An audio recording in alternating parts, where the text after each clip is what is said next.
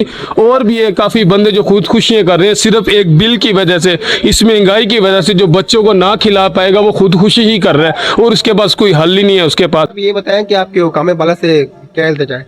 हुकूमत ही हम उसके आगे अपील कर सकते हैं कि प्लीज़ प्लीज़ हमारी मदद कीजिए। हम आलू है ना, वो भी आज के दौर में लेना आसान नहीं है। आलू भी गरीब बंदा पता नहीं किस तरीके से खाता है। हम आलू रोज़ाना आलू खाते हैं, कभी प्याज बरौन करके वो ही खा लेते हैं, ठीक है, उसी में गुजारा चलाते हैं। क्योंकि घी इतना महंगा कि प्याज भी ऐसे बरौन नहीं होते।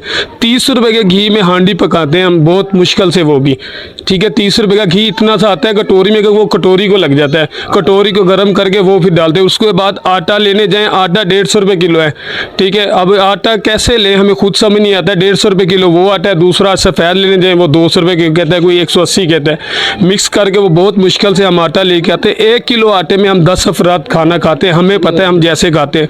चीनी 150 रुपये किलो है, ठीक है, और हम इतने मजबूर हैं कि हम चीनी भी 10-10 रुपये की लहदा लेके आते हैं, शायद इसमें हमें ज़्यादा मिल जाए, ठीक है। 10 दुकान पे जाते हैं, 10 रुपये की एक दुकान से लेते हैं, 10 रुपये की एक दुकान से लेते हैं कि शायद ज़्यादा मिल जाए, जो हमारे दिल में ऐसे आता है, ठीक है। उसी में हम गुजारा करते हैं। 30 से जाते हैं, आलू जो वो घर कट्टे होते हैं ना, दाग लगे होते हैं, वो आलू लेके आते हैं, वो काट के फिर बच्चों को वही खिलाते हैं बना के हांडी, ठीक है। हमारे पास साफ़ आलू लेने की भी गुंजाइश नहीं है।